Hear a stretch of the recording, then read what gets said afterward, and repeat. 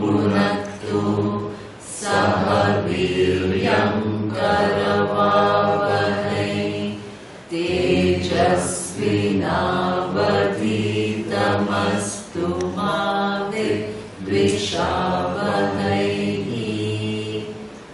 Om Shanti Shanti Shanti.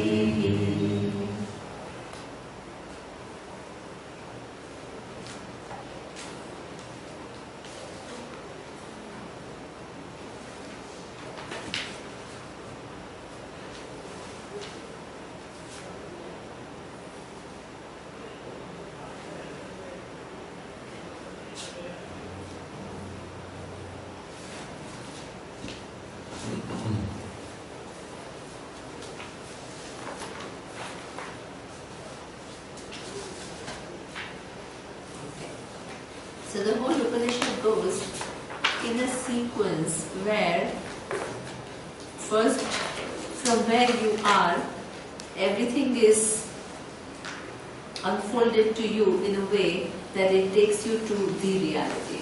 Okay? Then it starts talking from the standpoint of the reality and see that how it is free from everything else. And if you have understood what is your real nature, then the whole thing, you don't get confused at every level. You don't mix the attribute of Atma with any of the things that are going on there. Okay? Now, so this reality was seen from many different standpoints to make sure that you understand what is being said about. Up to now, we have seen one opponent, which is what? Sankhya. Okay, who said that if there is only one Atma, when one person is sad, everybody will be sad. And when one person is happy, everybody will be happy. Therefore, he uses this logic to say that there are many different Atmas. Because when one person feels happy, only that person feels happy. And when one person feels sad, only that person feels sad. And when knowledge takes place in one mind, it takes place only in one mind. So this particular phenomena he uses to establish the fact that there is duality. So we answer him by saying what? That these experiences are on subtle level. Exactly. Excellent. Right? They are differences. We are not denying it. But the subtle level differences don't account for what are the excellent. Okay? So up to that we have seen so far. Now we have different people who are looking into reality and coming up with different conclusions other than Sankhya and Yoga. Okay? Now next verse. 81.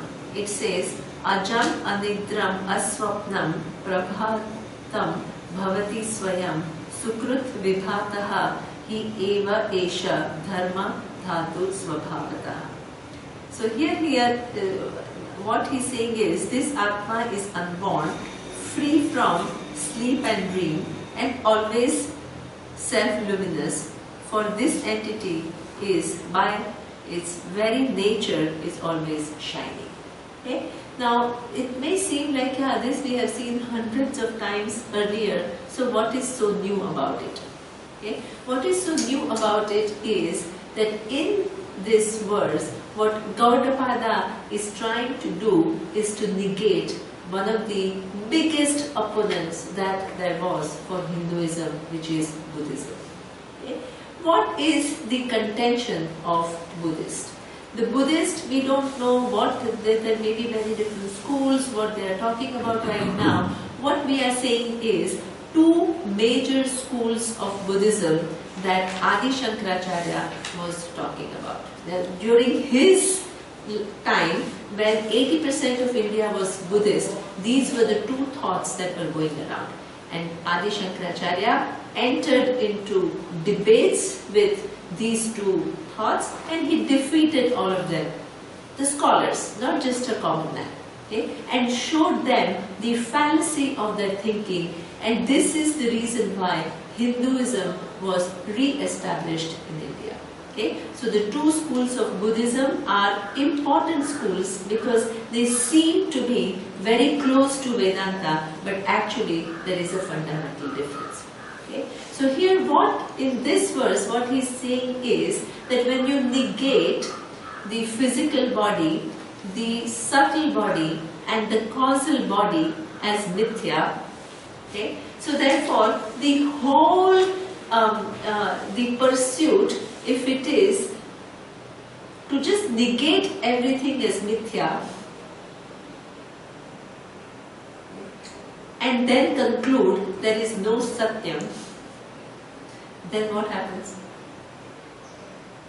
Actually, the pursuit becomes that of mithya. Because you just keep on negating everything as mithya. But the intention of Shastra is not to negate everything as mithya. If everything has a dependent reality, then what is the question? What is my interest? Is it in mithya? Exactly. My pursuit is that for satyam, not for mithya. What has Buddhism done? They have just negated everything as mithya and then said there is nothing which is satyam. Because everything that you think of is mithya. This is what we call, this school of thought in Buddhism is what we call Shunyavadi. Shunyavadi means that when you negate everything as mithya, what remains is nothing. So that means the conclusion, what is the conclusion with which you walk out of Shunyavadi school of Buddhism? Everything is unreal. When you listen to Vedanta, what do you come out with? Awareness is real. Exactly. Awareness, I am the truth of everything. The world is unreal, true. But that's not the point. Okay? That is true. But what is the ultimate goal? To know Atma is the truth of everything. So that means when you negate physical, subtle and causal, don't think that nothing remains. Okay? They all depend upon what? Awareness. Exactly. So awareness is the independent reality, and that awareness is given to me as an object? No. It is given to me as I am. So I am. If I put my I am in its right place, which is awareness, and not mix it up with different characteristics of the body, mind and the causal states, then what can I say? I am the truth of the whole universe, and the whole universe is nothing but mithya. Okay? Where does Buddhism end? Negate everything as mithya. Exactly. They negate everything as mithya, and then they say there is nothing when you negate everything as mithya. That seems to be very similar, but there is a huge fundamental difference.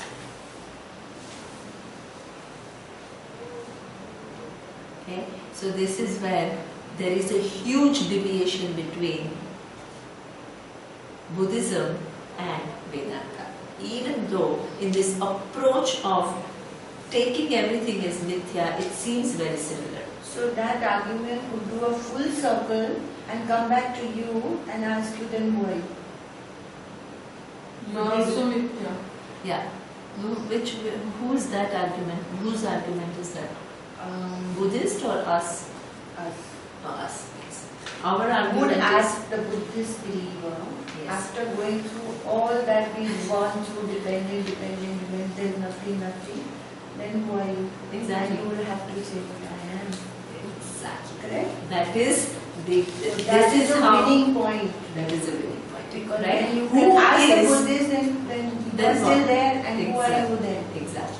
This is exactly how we engage in a dialogue with Buddhism. You are negating everything, okay? But who are you? Who is the negator of everything, which is negating everything as mithya? But you start with negating, You start with negating. full cycle, but you still ignore. Does it still exist? And what is that? That is the independent So you reality. start with who are you and end with who are you. Yeah. You start with the Mithya and end with Satya. Yeah, exactly. You can start anywhere. Ah. You can start with Ishvara, you can start with your true nature, No, you can start To with argue with the physical Yeah. body, you can start anywhere. You end up in one vision, which is the vision that Atma Aham Brahma Asmi. That is the vision of Vedanta. For Buddhists, they start with what? Looking at everything and they say everything is mithya. And they end there. And this is why the question such as, if I understand everything as mithya, what do I gain from it? Now before I thought it was satya, now I think it's mithya. So, your inquiry is not for mithya. Your search is not for mithya. Your search is what? For satyam. Everybody is committed to satyam. If from that inquiry you take away the satyam, the very term mithya means dependent reality. When you say dependent reality, the logical question is dependent upon what? The very fact that it is, which is dependent, then you cannot just not answer the question depend upon what? When you call something a dependent reality. You have to come to Satya.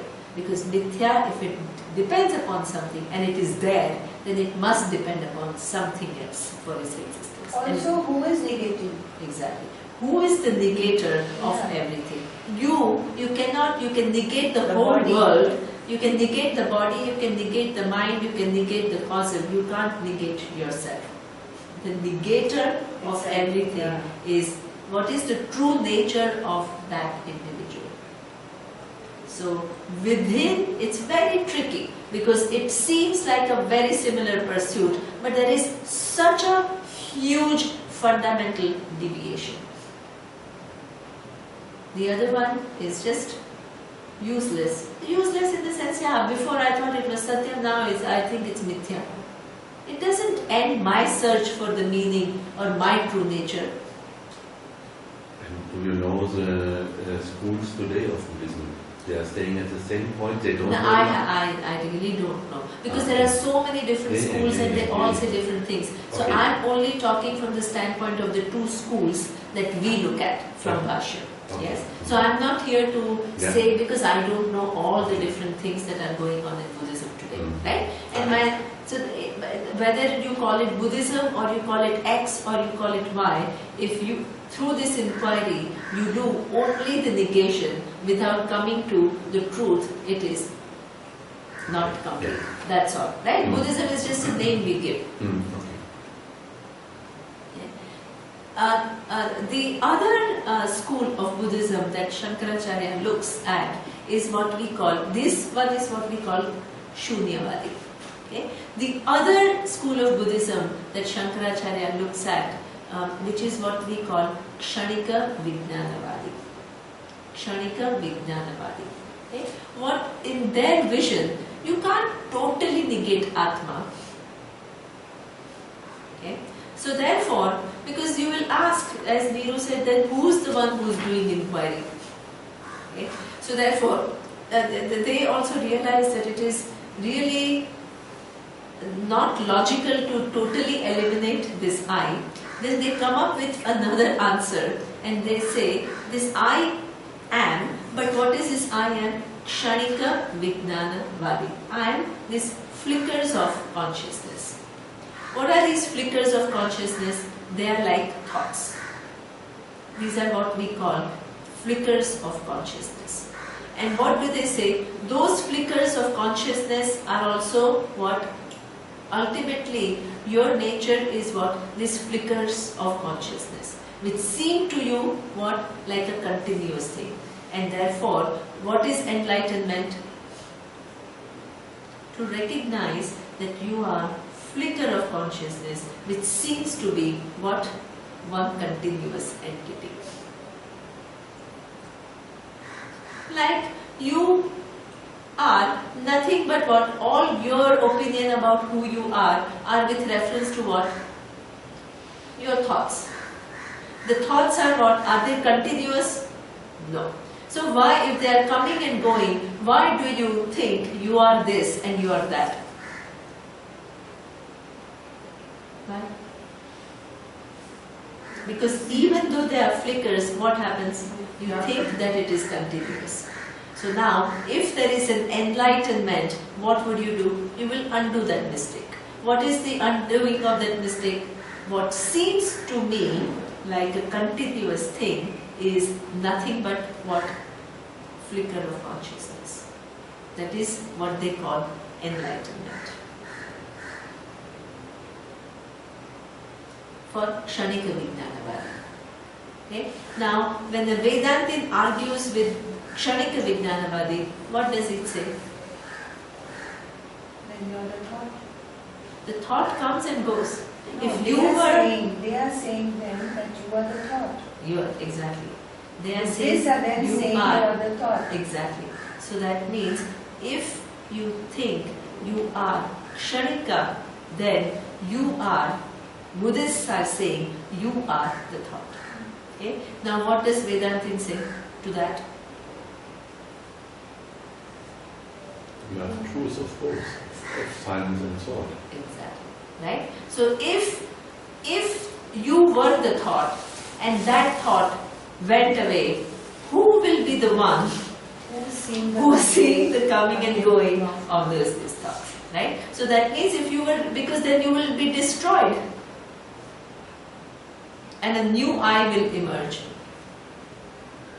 And that I, after Kshana, will go away. If you actually come into being and disappear totally, who will know the coming and going of the thought?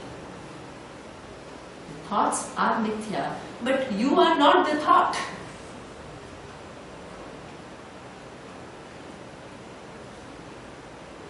Okay? So this is what we negate Kshanikavadi. The very fact that you come to know the coming and going of the thoughts means you are independent of all the thoughts. You are not Kshanika, you are the whole. There is a big difference between Kshanika and the whole. Whole is limitless, which contains everything. What is Kshanika? It exists only for few seconds. Fraction of a second. It seems, they are all talking about the same thing. Is it?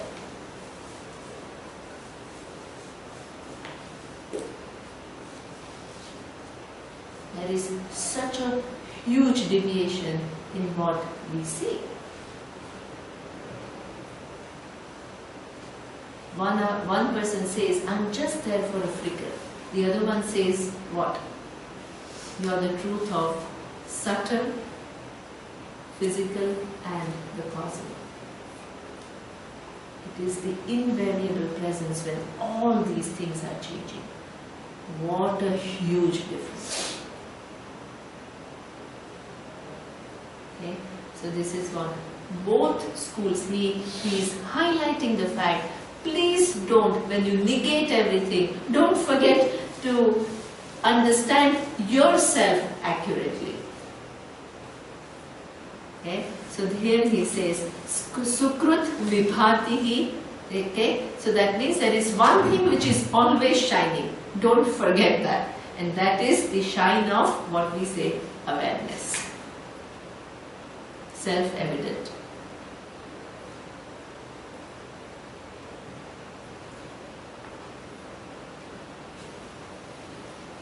Now, then the next verse, so that means both the schools of Buddhism are negated. Now the next verse is negating all the other schools of what we call 6 schools of thought of Hinduism. Okay? Here he says, there are all these people who have many different contentions about Atma. They are all like Balishaha. They are childish. Okay? Childish means they have not completed the inquiry. Even though they have engaged in the search and they have devoted their life to the search, they have not seen it accurately. Okay? So what are their opinions? He says, Asti na asti, asti nasti iti, nasti nasti iti va punaha, chalas स्थिर उभय भावैहि आवृणोति eva balisha. The people engage in the inquiry of Atma and they still remain within the cover, still remain within the veil. What are their opinions about Atma? Some say it is there, some say it is not there, some say it is there and not there. So there are all these different combinations about what the opinion of what is Atma. Some people see it as Chalaha, some people see it as Thiraha, some people see it as moving, some people see it as not moving, some people see it as both moving and not moving, and that means all the different opinions about Atma continue because they are all opinions under the veil. The veil is not yet lifted. They are engaging in the inquiry, but they are still what? Concluding things within the veil. Okay? So now here let's see some important school of thoughts. We've already seen Sankhya and Yoga. Here we will see a few more. Okay? We'll see 3 more. One is Charvaka. Who is Charvaka? Charvaka is like a so-called modern rational man who says that as long as the body is there, I'm alive, make the most of this life. He says, Ghrutam, Runam Krutva, Ghrutam Pivet. Okay? Runam Krutva, Ghrutam. Ghrutam is ghee. Okay? So you drink ghee because ghee was sign of prosperity. The prosperity means you engage in the world, try to maximize your pleasures, even though it is runam, even if it leads to what? Taking debt from somebody, you just engage in your own pleasures. This is the view of Charvaka. Because you are here for a certain length of time, and once this time is over, you are completely gone. There is no carrying forward of anything. So you try to maximize your pleasures while living here. Okay? This is what we call a Charvaka philosophy. Okay? Now, for them, then, what is making you alive? They think about consciousness as very similar to the present viewpoint of scientists. What they think of consciousness as epiphenomena. What does epiphenomena means? It means that when neurons come together, that particular coming together produces consciousness. So that means consciousness is born as a result of a certain brain activity, and when the body is gone, that consciousness is completely gone. Okay? So therefore, this is only one lifetime. You do what you can to maximize your joys. There is no carrying forward of anything. So that is what leads to what? Consumerism, self-gratification at the cost of anything. This is what we call Charvaka philosophy, which is what is actually, we think that it is some Charvakas. Most of the humanity at present is living like that. Charvaka view of life. Okay. Then there is another one which is what we call Purva Mimamsaka. Who is a Purva Mimamsaka? He is looking at the Vedas and he is saying that, hey, don't be so silly. Don't think that, whatever you live here is the end. There is what we call the causal. And that causal will contain all your causes, so you can't get away from the maximization of your pleasures if you transgress a certain value. Okay? So therefore, you stay here because Atma, for them, it survives death. Okay? But for them, what is the nature of Atma? In ultimate reality, it is the one which goes from one body to the other. That is the ultimate reality of Atma. So therefore, what is the purpose of life? The purpose of life is to do maximum good so that you can go to better places, have more conducive living, you come back with an advantage, and this is the ultimate goal of life. They are looking at the Veda, they are acknowledging the fact that Atma survives physical and subtle body, but for them Atma is what? This traveler.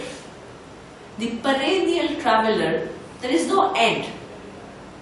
Right? So what are you engaged in? Create as much punya as possible through all the rituals, through all the prayers, through all the engagement in dharma, so that you can have a nice heaven for a very long time. So they are committed to living a good life here and creating causes for going to better places with better bodies and ensuring better enjoyments. Okay? This is Purva Mimamsaka. Then there is Vaisheshika. Who is the Vaisheshika? Now the Vaisheshika is also like a little bit, Surya was talking about some basic elements, right? For Vaisheshika the philosophy is exactly the same. There are some basic elements and they come together to create the world. So they identify some 14 basic elements or 21, it depends upon which school of Vaisheshika it is, and they come up with those elements which as the basic elements, and the whole creation is what?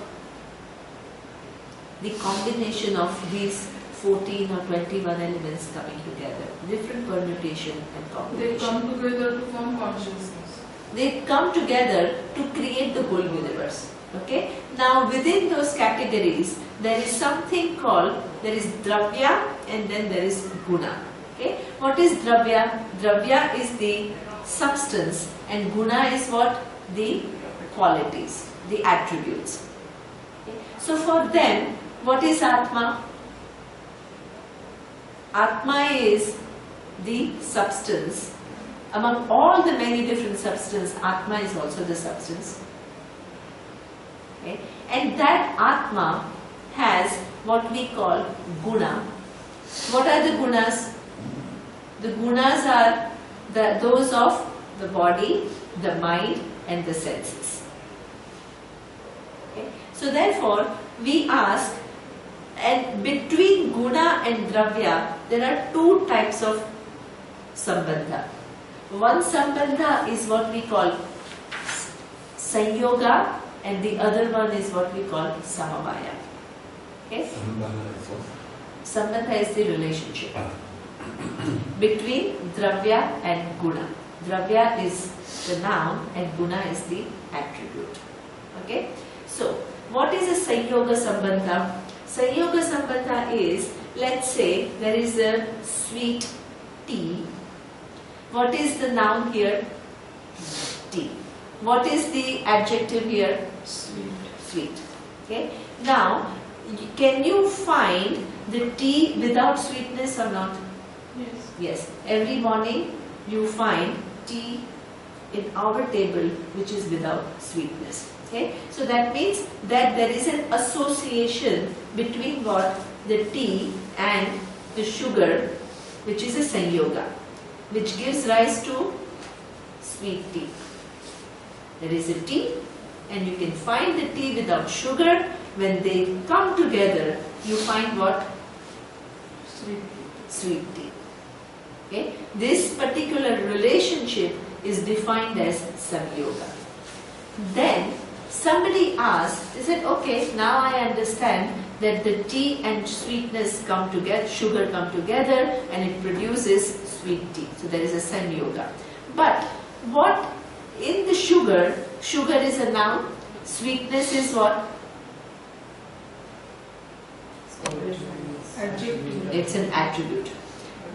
Just like tea you can find without sweetness, if you now look upon sugar as the noun and sweetness as the adjective, can you find sugar without sweetness? Just as you find tea without sweetness, can you find sugar without sweetness? No.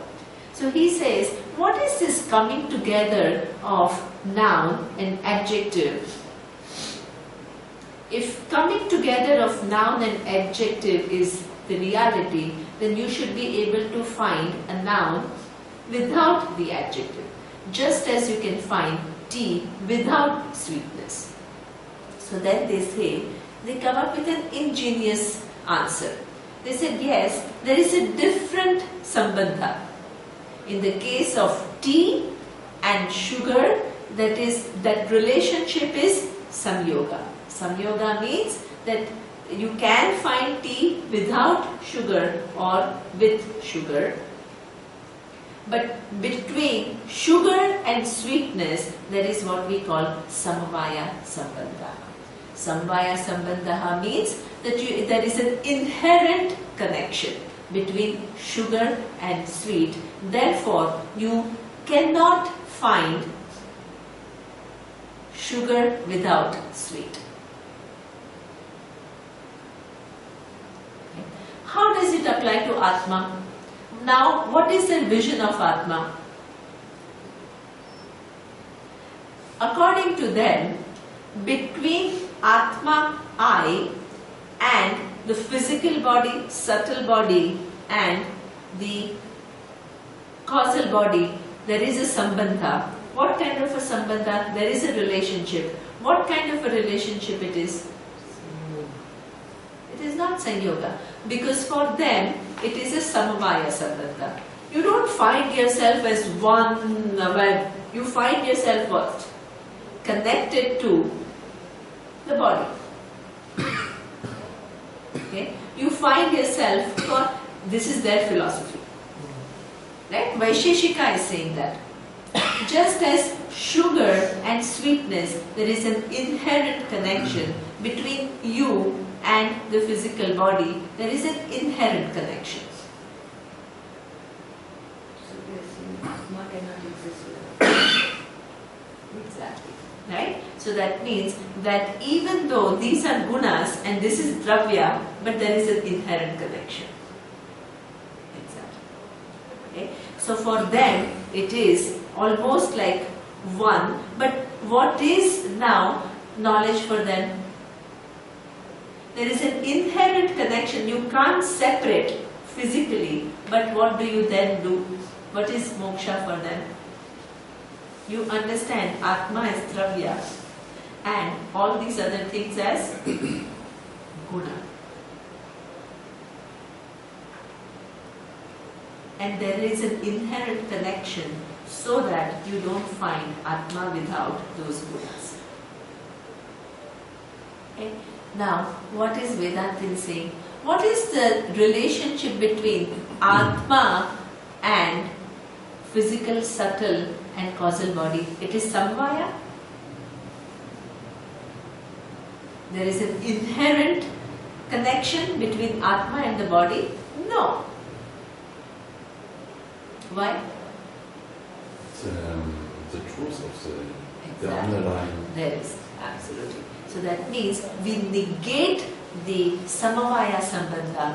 What do we say? That the relationship is that of what? Satya mithya relationship. It's a different thing. That's what we say. Vedantin says it is Satya Mithya relationship. Vaisheshika say that there is Samavaya Sambandha. So are we saying it is Sanyoga or we don't We don't at all enter into their category. because there is an Because- attribute there. Exactly. And we don't start with that there are 14 basic elements. We start with Ishvara. Ishvara giving rise to all the elements that are there. Okay? So for all of them there is some moksha, some element of moksha. For Purva Mimamsaka, going to heaven and living for a long time is that moksha. For Vaisheshika, it is to distinguish between what? What is dravya and what is guna and how they are connected. That is moksha. For Charvaka, what is moksha? Getting the most life pleasure with pleasure. out of this life. Exactly. What? Getting the most pleasure out of this life. Getting the most pleasure out of this life. Right? So they are all committed to moksha alone, but they have a different idea of what is moksha. Okay? So all these different schools of thought is what he says: asti, nasti, nasti, nasti, nasti, asti. All these different combinations. And which is the sixth other last school of Hinduism? Fourth. Samkhya Yoga. Samkhya Yoga. Sankhya, Yoga, Charvaka, Yeah. Vaisheshika, Nyayayika, and Vedanta. Nyayayika. Nyayayika is similar to Vaisheshika. Vaisheshika, Nyayayika. Okay? So we negate all these different schools and we say that they all operate within Avarana alone. They are thinking as though sophisticatedly, but actually they are all coming up with their own conclusion, which is not the reality of Atma. That's why they are Balisha. They are engaged very seriously, they are thinking very deeply, but they are still what? Coming up with conclusions which doesn't correspond to reality. Okay? So this is what he says. So now I've completed. Can I put a little question? Yes. Then I've read about this, that in these times, in our times, there are only these three schools, more or less, like Samkhya, Yoga and Vedanta. The other were at the Yeah. time, No, at the that time is of true. Shankara and not more much important in Yeah, this. Is true? Nyayayika and Vaisheshika have lost their importance, that is true. Nyayayika, And- but Charvaka, everybody is a Charvaka, as I told you. Yeah, okay, this is just in the West. Just, But yeah. Purma Mela, Sorry? I don't know. Purva Purva Mimamsaka. Mimamsaka. Yeah, there are lots of Purva Mimamsaka who want to do good here to go to heaven. Okay. There is a lot of humanity which is committed to going to heaven, right? So that is In very India, much India there. still. So even in India, there are lots of people who just want to do good deeds so that they can have better births and they can also have they can go to other places after death and have a good life. Many people. In Hinduism. In Hinduism, Not yeah. in India. All, you have all these Vedikas. They are all Purva Mimamsaka. Whether they call themselves Purva Mimamsaka or not, their vision of life is, I do good, so I will get good in the future. And it ends there. Just this Vaisheshika, they say Atma and I are together, Samvaya. So what do they say when the body dies? Atma dies. So no, Atma, there is a Samvaya Sambandha, but Atma does not die when the body dies. Yeah, Mani. Yeah.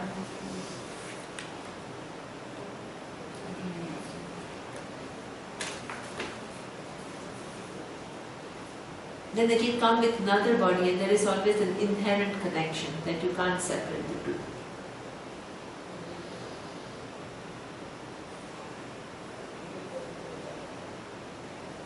And Atma is only one of the dravyas, not the only thing.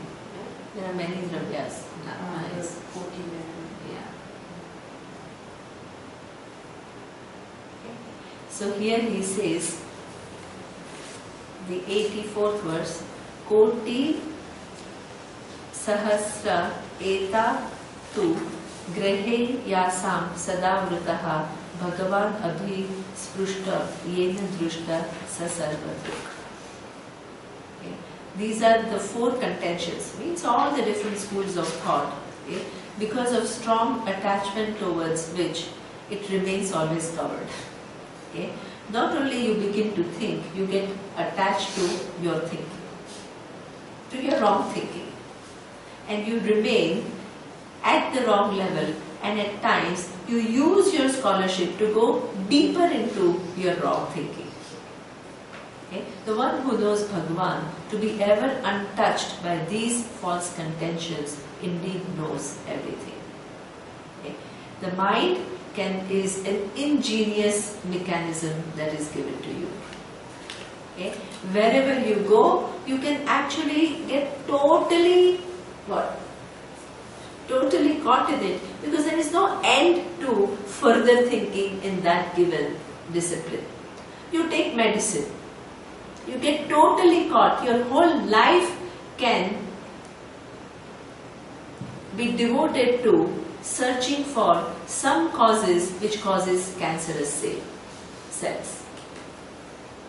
In anything you can get caught and you can totally devote your life to it. And there is no end to discovery. Even in a philosophy, it's the same mind. You get into it and there is always a possibility for you to refine that understanding and go deeper into it. In one case, you are at least close to Ishvara in terms of what you are partially looking at Ishvara when you are going into the truth of the body or truth of the universe as a scientist. You are looking at it. You are closer to that all knowledge, at least partially. In the other case, in this philosophy, what have you done? You have really applied yourself. You spent a lot of time with grammar, with logic, with Sanskrit, with everything. And what have you done? Are you getting closer to this all knowledge and all power? By saying that Atma is only till when I am alive? No. Or the truth of yourself, which is Satyam Jnanam Anantam Brahma? No. Sometimes a normal person is more objective than what? A misguided philosopher.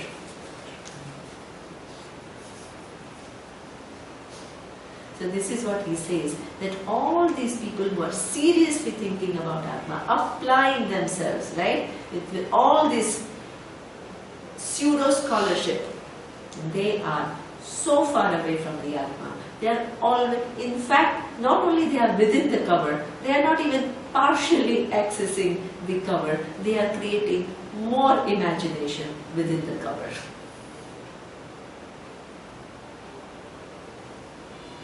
Okay? So here he says, Bhagwan, only the one who knows, Bhagwan is never touched by anything. You can think of, you can be a Vaisheshika, I can be a Charvaka, he can be a Sankhya, she can be a Yoga. Is Bhagwan ever touched by any of our thinking?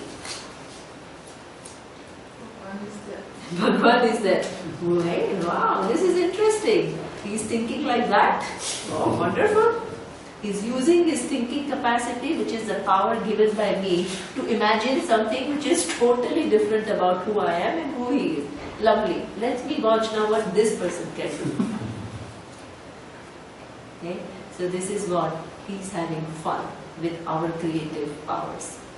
Okay? So here he says, the one who sees, that's why if somebody thinks like that, are you going to fight that person? You are a sinner because you are thinking like that about Bhagwan. If the one sees the reality of Bhagwan is never touched by whatever the person thinks, is he going to disturb that? He or she? The person who sees the real nature of Bhagwan, what does the person do?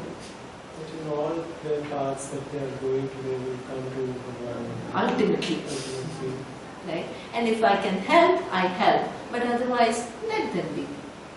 Okay? So you are not a missionary. You are just somebody who's willing to help, provided the person wants to learn. Okay? Prapya, you have to go? Okay. Yes, that's a good place to go. We just...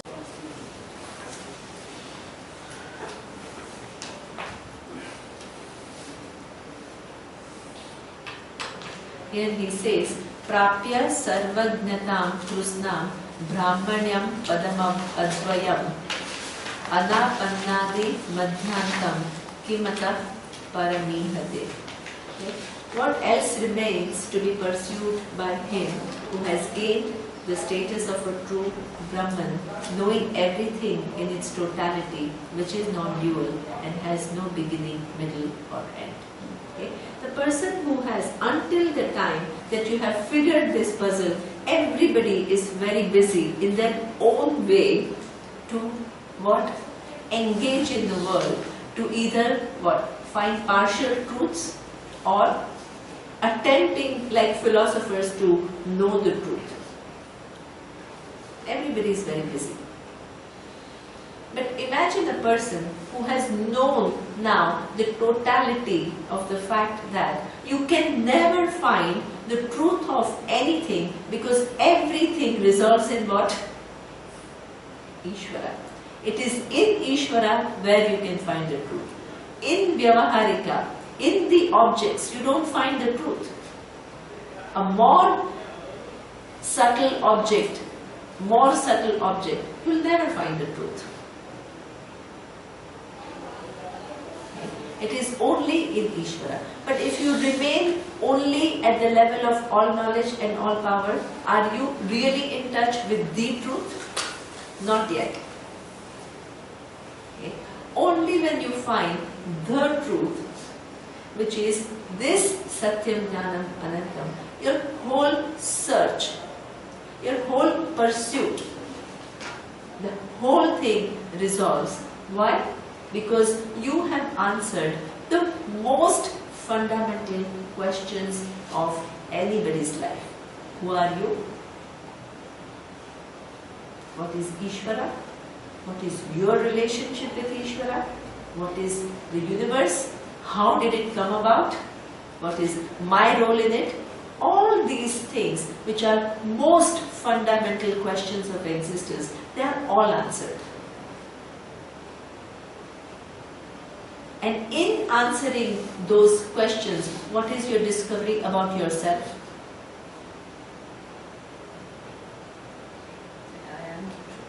I am the truth. Okay? That your search for fulfillment ends only when you discover I am the truth of everything. Otherwise, it continues. Okay? Nothing remains to be done for the person who discovers this truth about oneself. Okay? Now, the next verse. Ajay samye tuye kechit bhavishyati sunishchitaha tehi loke mahajnanaha tacha loko na gahate. Very, very nice. Okay? Those alone who will have no more doubt about this reality, being free from birth and unchanging, will have the knowledge of the incomparable in the world. But the ordinary man cannot understand that reality. Okay? So that means sunishchitaha, those people who have well ascertained what is the nature of reality, they are what? Ajay samye. They are established in this Atma, which is what? Ajay, which is unborn. It is Samye, which does not undergo any change. Okay? And Tehi Loke Mahajnanaha. Those who have discovered that, they are the ones who are Mahajnanaha. Everybody else, you can have many scholars, you have many pandits, right? You can have many people who have studied a given thing, devoted their life to it. They are all people who are pursuing knowledge. Okay? But who is a Mahajnanaha? Really the wise person who has used his faculty of knowing to the highest.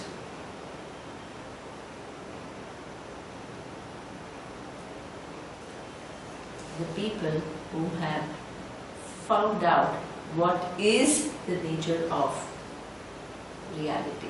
Okay? Only they are Mahajnanaha. Okay? And other lokaha, they don't even know what is this wise person. Okay? The wise person, what identifies a wise person? Tell me. You walk on the street and now you want to know, or you come to the ashram, forget walk on the street, where so many people have studied Shastra. Now you want to know who's the wise person. Who has understood Shastra? Everybody has done 3.5-year course, many of them. Who knows? Does it mean that once you have done 3.5-year course, you all automatically understand the reality? Not at all. Who knows? How do you know? Who knows? I would like to know. Exactly. And this is where comes Arjuna's question. Sthita prajnasya ka bhasha samadhistasta keshava sthitihi kim prabhasheta kimasita vrajeta. How does the wise person behave in this world? How does the person conduct oneself? What does the wise person know? Okay. Is there any external indication of a wise person? The wise person has some antennas which are saying, oh, now Ishvara has given this antenna, so now, hey, this person has done the job. The light is shining. The light is shining, and then there is some auras is cleansed, and exactly. Are these the indication of a wise person? That means lokaha, he is just like anybody else, eating, walking, talking, doing everything that everybody else does. Then you will say, yeah, so what's the big use of being a wise person? I'm talking and he is also talking, or she is also talking. I'm eating, he or she is also eating. Does everything like everybody else. So what makes him or her wise? Is possibly unperturbed by day-to-day ups and downs, and not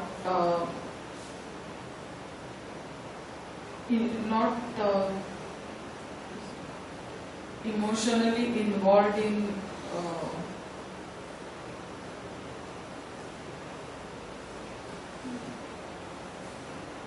and who understand that whatever is happening around is not the reality.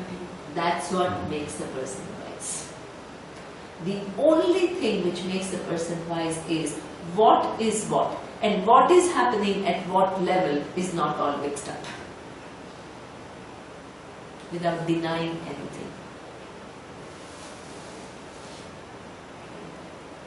What is karmatika, what is vyavaharika, what is pratibhasika, it's all known, not mix up.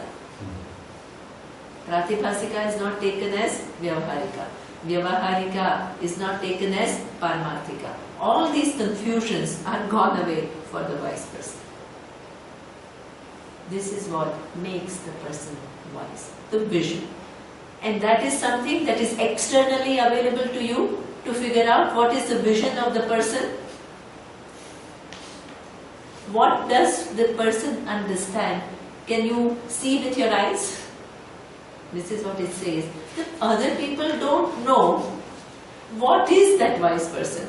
How will you figure out wise person? What it is to be a wise person when you are wise? The only way you can figure out what it is to be a wise person is when you know.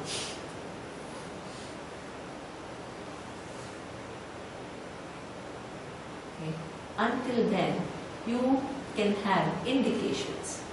If you are interested, if you are not interested in the knowledge, there is absolutely for you that wise person is like any other person. If you are interested in knowledge, and if you go to the wise person for knowledge, then by the way the person talks and the way person makes you see, you can have some indication. You can also gauge by how the person behaves, how the person conducts oneself. So all these are indications. But these indications are not any understanding of what it is to be wise. That is only when you yourself know the reality. Okay? So as a person who has not understood the reality, the wisdom and what it is to be wise will only remain what? Either some indication or some ideas. Okay. Then the next verse is very, very nice. It says, Anumatrepi vaidharme jayamane avipaschitaha asangata sada nasti kimuta avarana chutihi. Okay? What he's saying is, should there be any deviation, even in the slightest measure, there can never be non-relatedness for the one who is devoid of discrimination. In that case, what is there to say about the elimination of the covering? Basically, what this is meaning is, if there is something which is limitless, partless, whole, you make a slight error in understanding it. What have you done? A slight misunderstanding in understanding of limitless. You have made it limited. And what is the distance between limited and limitless? None. Yeah. Between limited and limitless, what is the difference? If you understand here, between the body and the I am, then there is no distance. No. If you have made error in understanding the nature of limitlessness, then it's huge. Okay? So that means the distance with any little error. Okay? Why the teacher is so committed to precision? Why can't we just say, yeah, let's have some vague idea about what is Atma, what is Ishvara, what is the world. Let's have some general understanding. Why are we so much repeating and being precise and saying it from some million different standpoints and repeating the same thing again and again and again? What purpose does it serve? It serves a huge purpose because any error in understanding the limitless will mean that you have made that limitless into what? Limited. And between limited and limitlessness, the distance is infinite. So that means the error that you make is infinite. And you can't afford to have error in understanding the limitless whole.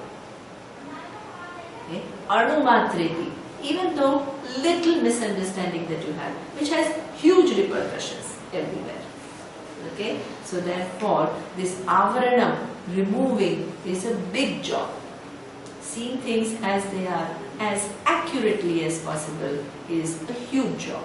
And that's why it takes time and it takes years of dedicated listening. Okay? And this is what is said by the last verse, Durdarsham ati gambhiram ajam samyam visharadam buddhva paramam anand nanatvam namaskurmo yathabalam. Okay? Then he says, after having understood that state free from plurality, which is seen with difficulty, most profound, birthless, the same throughout, unaffected, may we salute and take refuge and seek and choose to gain. It is it to the best of our ability. Okay? So this here he says that it is durdarsha. It is not easy to see. Okay? It is easy to repeat, I am the whole. It's easy to repeat, I am awareness. Okay? But to see this as a fact about yourself and to live that vision takes sometimes one lifetime or several lifetimes. Durdarshan, ati gambhira. Ah yeah, so what's the big deal? Everything is mithya, Atma is satyam. It is ati gambhira. It is intricate. It is subtle. There are too many connections, there are too many intricacies, there are too many things that you need to understand accurately to understand this accurate, the whole vision accurately. Okay? And that is ati gambhiram, and it is ajam, which is something to understand the fact that I am never born. Okay? And I never undergo any change, samyam. Okay? Having seen this Atma in this life as clear as daylight, having seen it, having understood it, buddha, param nanatvam namaskurmi, okay, that we salute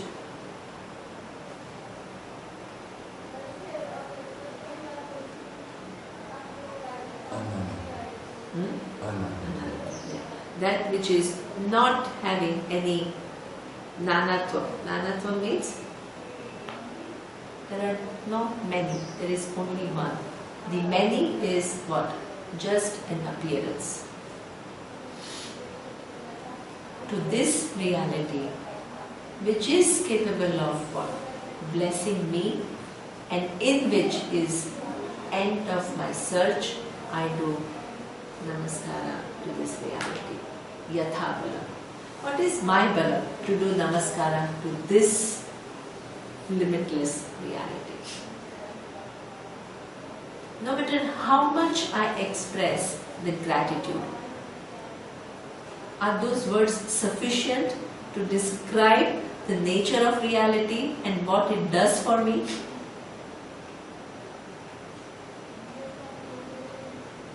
There is never the time that I can be enough thankful to Ishvara,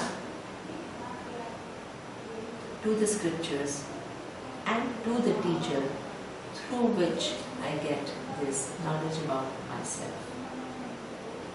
So what is Yatha Balam? Yatha Balam is as is within my capacity and my ability. And Visharadam? That is Visharadam. Yeah, that which is the most non-affected.